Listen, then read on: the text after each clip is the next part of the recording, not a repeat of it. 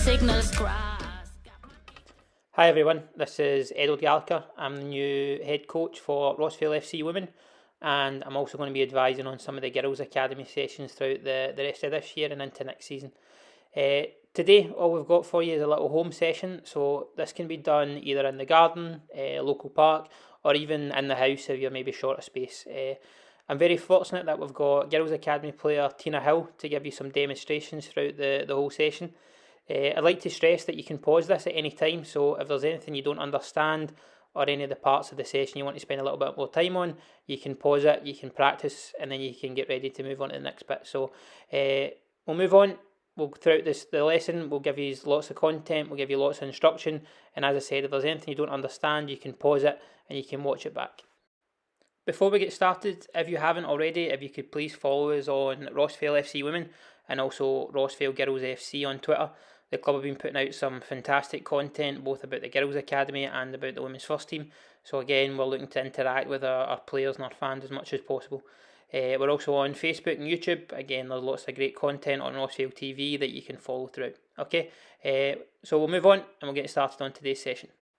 In terms of equipment for today's session, all you require is one football. If you could also be wearing your Rossvale FC kit, and then preferably 5 cones. If you don't have cones, you can use training shoes, you can use water bottles, anything at all that you're able to dribble around.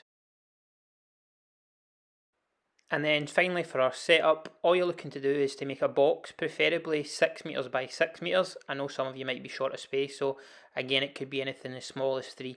All you're looking to do with your final object is to put it in the centre of the square so that's you ready to go. So we'll start first with a warm-up. So all you're going to do is you're going to stand inside the area with the ball at your feet. You're going to move around the area trying to get as many touches on the football as you can with the inside and outside of your foot. Anytime you get close to an edge, you're just going to do a little drag back to stay inside the box, and you'll then go and dribble back into space. So Tina's going to do a little example for us, and again the instructions are just at the side of the next video.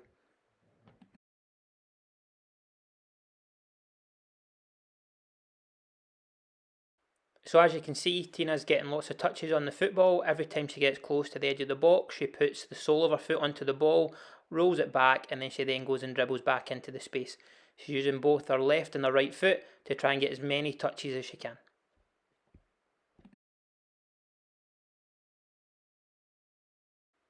You'll continue to do this for 3 minutes, getting as many touches on that football as you can, making sure you're getting the heart rate up so that you're ready to carry out the rest of the session.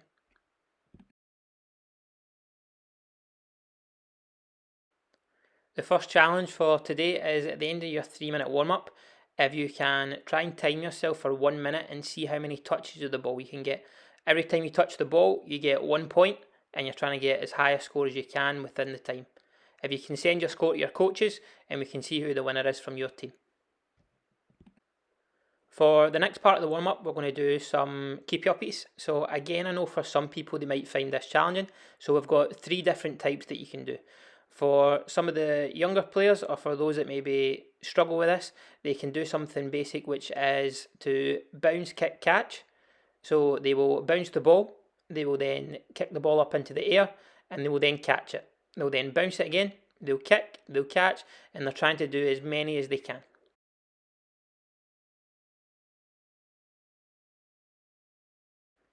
For those that find that too easy, or for once you've mastered it, you can take away the catch. So all you're going to do now is you're going to kick it, you let it bounce, and you'll then kick it again, and again you're trying to get as many as you can. So let the ball bounce between each kick, and again you're trying to kick the ball up, you're looking for it to go just above waist height to give you enough time to get back into position to keep the ball up. And then finally, for those that are able to do it with the bounce, you can take the bounce away. You're looking to use both right foot and left foot to keep the ball up. You're trying to do it as many as you can. Again, even if that's too easy for you, you can take away using your thigh and you can only use your feet.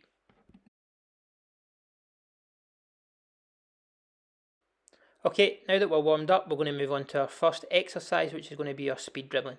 You're going to start at the bottom left hand cone, and you're always going to work towards the middle cone.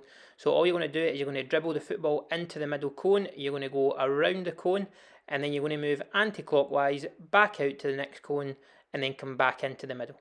You always work round anti-clockwise, you're looking to go round 10 times, you're looking not to touch any of the cones, and keep the football nice and close to your foot. Once you've done this 10 times round anti-clockwise, if you can then go 10 times round clockwise to make sure that you're using both feet. For those that are finding this too easy, when you go round the cone, which is supposed to be the defender, can you do a little sprint out with the ball to the next cone to get away from the trailing defender? For the next exercise, the setup stays the exact same, so you'll start at the same cone, but rather this time than going round the cone, you're going to drive into the middle. You're going to do a step over with your right foot, and then you're going to take the ball away with the outside of your left foot to the next cone. You'll then drive out to that cone, come back into the middle, step over with the right again, and take the ball away to the next cone with the outside of the left foot. Again, you'll do this 10 times. Every time you get to the starting cone, that counts as one. When you're doing the step over, you're looking to dribble into the cone at a reasonable speed. You're going to step over with your right foot. You'll plant the weight on your right foot to try and send the defender in that direction. You'll dip the shoulder, and you'll then use your left foot to push the ball with the outside of the foot away into space.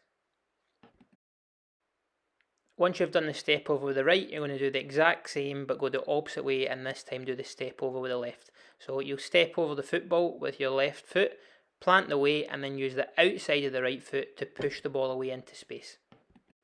Again, you'll go round the box 10 times doing a step over every time you get into the middle cone.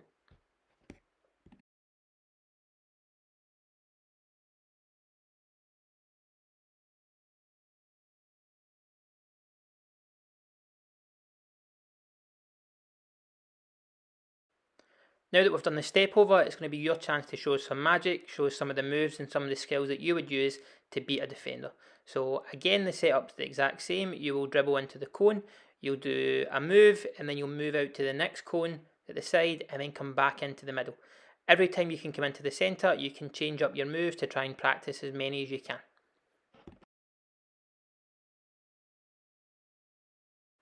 When you dribble into the middle, it's important that you go at a nice speed, that you keep control of the football. You can perform your skill, and then when you're getting away from defender, you go out at speed back out to the edge of the box. You keep the ball nice and close as you get towards the defender, and you then push the ball away and drive out at speed.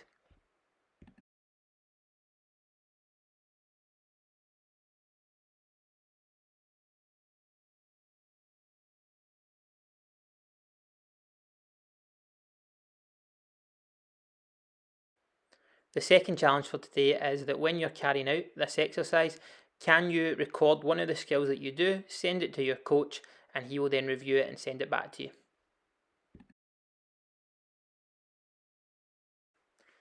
The next exercise today involves some movements. So again, you will do some sprints, some side steps, and some walking. So the arrows are colour coded. For the black arrows, it is going to be your sprint across the diagonal part of the box. You will then sidestep along the top, sprint again, and then walk at the bottom. To make this easier or harder, you can increase or decrease the size of your box to make sure that you're sprinting for longer or for less time. And again, you can take the walk out at the bottom and change that to a sidestep as well. The final exercise for today is going to be repeating those movements, but now adding in the football. So you will still sprint on the diagonal, you'll move as fast as you can with the ball, and you will then walk along the short sides with the football. So you'll walk to the starting point, you'll then sprint out at speed, you'll then walk along the top and then sprint again. You'll complete this 10 times and then that'll be you finished for today. Well done on completing the Rossvale FC training session for this week. Make sure that you are staying as active as you can within your house and within your garden. Make sure you're staying safe. Try and practice your football as much as you can. And one final time, if you can make sure to follow Rossvale FC Women and Rossvale Girls FC on Twitter,